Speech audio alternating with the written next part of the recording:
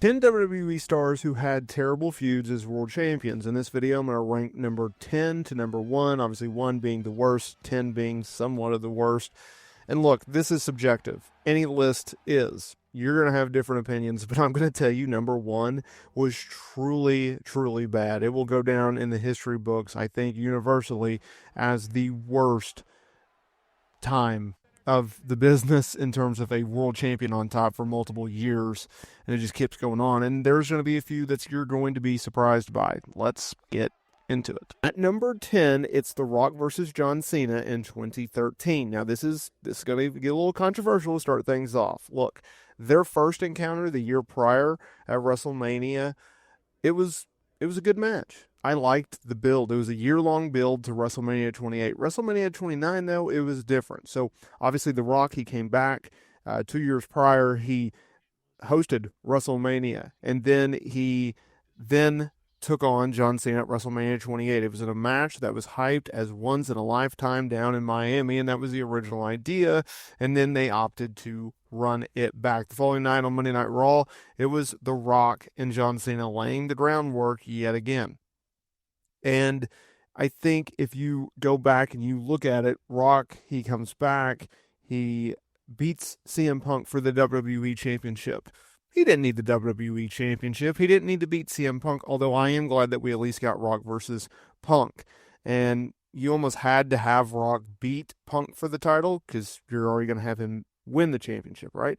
And then he goes on, he does a rematch with Punk. John Cena wins the number 1 contendership on Monday Night Raw over Punk to get the shot at The Rock. The match absolutely sucked. It went way too long. Rock got injured in the match. It was a disaster. There was no need for Rock to be champion, and this feud simply didn't need a sequel.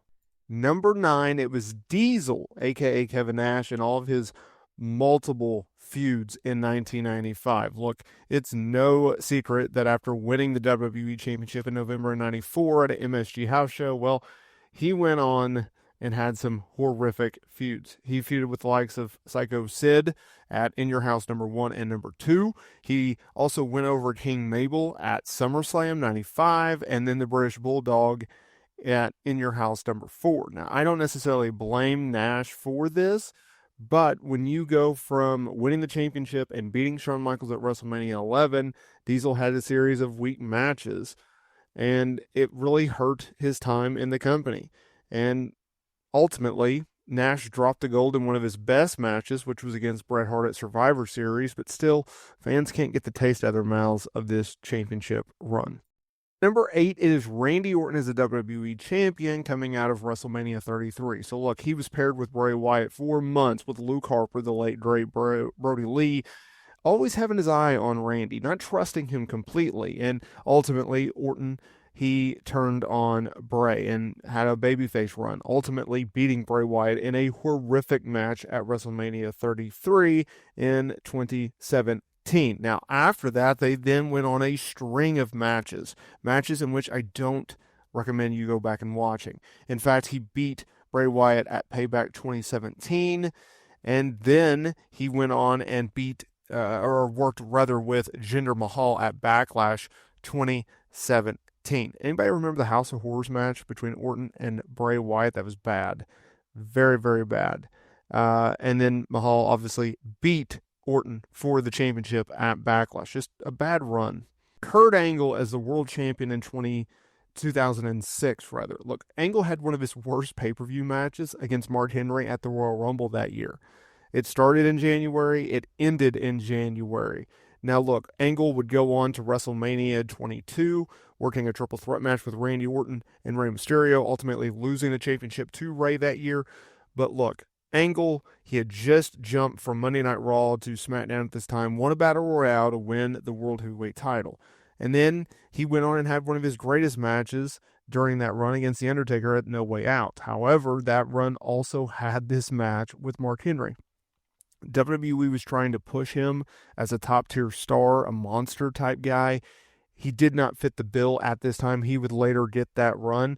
But the World's Strongest Man couldn't have an acceptable match with the Wrestling Machine on this night. And in this program. It was truly, truly bad. And not a lot of people remember it because of how bad it was. There's another controversial one, CM Punk versus The Undertaker. Yes. So from August through October, Punk and Undertaker worked. And the reason for that is because WWE simply wasted Punk's momentum after his awesome rivalry with Jeff Hardy. Now look, on paper, a Punk versus Taker feud doesn't seem that bad, but in fact it was, because after going over Jeff Hardy, after finally getting rid of Jeff Hardy, him leaving the company, ultimately going to TNA, Punk was immediately pushed in a one-sided feud with The Undertaker. And although Punk did get the first win, technically in their first match, he was destroyed and only won their submission match because of a screwy finish. A few weeks later, inside Hell in a Cell, The Undertaker dominated Punk yet again, with him walking out as a new champion just a few months after Punk had won the WWE World Heavyweight Championship, forcing Jeff Hardy to leave the company. Number 5, we're going back to the Attitude Era. Does anyone remember Big Show as WWE Champion in 1999? How do you remember his interesting reign? Now look, he won the championship in November, ultimately losing it in December, and his only notable match on pay-per-view, in fact, his only pay-per-view match was at Armageddon when he went over the Big Boss Man in 3 minutes. Big Show won the championship in a triple threat over The Rock and Triple H at Survivor Series that year, ultimately losing the championship in January on the first episode of Monday Night Raw to Triple H. Sure, they were trying to push Big Show as a top star, but the fact that they had him work with the Big Boss Man, that was not a main event type level storyline. Now, obviously, everyone remembers, Paul White's dead father and the Big Boss Man in the funeral home, but that was just really, really bad creative if you go back and look at it in today's lens. Number 4, in 2013, Alberto Del Rio versus Jack Swagger. Anybody remember this feud starting in February, ending in April, including a WrestleMania 29 match, which I don't recommend you go back and looking at. Now look, Jack Swagger, he obviously had a disappointing run as World Heavyweight Champion in 2010. WWE simply did not give up on him, because in early 2013, the company opted to give him a second chance, giving him a new look and a new theme and a new manager in the way of Zeb Coulter. And at the time, well, Alberto Del Rio was a World Heavyweight Champion and the babyface. Now, look, this just screams a world title match at WrestleMania. I'm being sarcastic, but look, WWE, they opted to give up on Swagger's push as he was arrested shortly before Mania, and this had all the ingredients to just have a mediocre and just terrible type of match. What people don't remember is it was actually Dolph Ziggler's Money in the Bank cash in the following night on Monday Night Raw that really, really changed the course of history, because a Alberto Del Rio versus Jack Swagger feud continuing, well, that would have just been bad for business for everyone.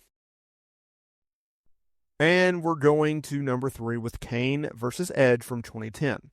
Now look, October to December, we had 2 matches that were in the trench of Edge and Kane. Ugh. Now look, in 2010, Kane Lee got his well-deserved run as World Heavyweight Champion by winning Money in the Bank, cashing in that briefcase on Rey Mysterio. In fact, they even brought back Paul Heyman to return during Kane's feud with The Undertaker, which was a waste.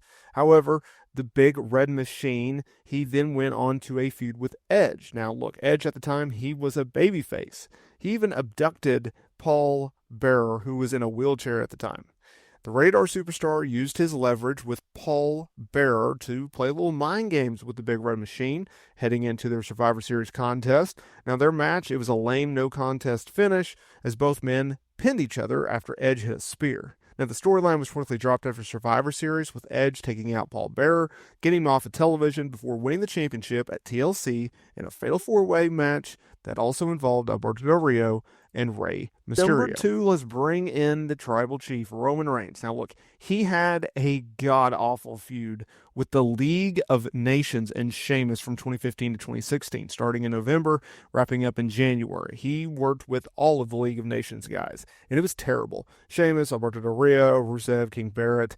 There was notable matches at Survivor Series 2015, an episode of Monday Night Raw in January, as well as the Royal Rumble in 2016. This was at a time where they were consistently trying to get Roman over as a top babyface, even though nobody and their mother wanted to see it. This was bad. None of these guys, outside of Sheamus, could realistically beat Roman Reigns for the championship, despite the fact that WWE tried to push it down our throats at a nauseating rate. I had to have this at number one, or this list would be a disservice. It's Triple H's reign of terror from 2002 to 2005. Yes. Now, he didn't hold the championship throughout this tenure, but he was mostly champion during this time. Now, look, in 2002, there was a draft where Raw and SmackDown agreed that the undisputed WWE champion would be appearing on both shows. However, because Brock Lesnar signed an exclusive deal with SmackDown at the time after SummerSlam, it left Raw without a top championship. Therefore, then Raw GM Eric Bischoff thought, well, let's just introduce a championship. Let's bring back the big gold belt, introducing the World Heavyweight Championship, and just giving it to Triple H because, well, he's a heel. Now, this marked the beginning of the infamous Reign of Terror that lasted for years. And it killed the career of a lot of talents, right? Now, he feuded with the likes of Scott Steiner, Goldberg, Booker T, Kevin Nash. Now, in 2004, the game had a disappointing feud with Randy Orton. That also sucked because they were trying to get Randy Orton over as a top star and as a babyface, even though he had no likable qualities whatsoever. Now, they did get back on track a little bit with Randy Orton in 2005 with a strong heel turn. And obviously, I would say that even though Triple H dropped the championship multiple times, he dropped it to Goldberg in 2003, he dropped it to Chris Benoit in 2004, he dropped it and ultimately won it back from Randy Orton, and then obviously putting over Dave Bautista at WrestleMania 21 in 2005. That was a major, major deal, but this reign was absolutely horrific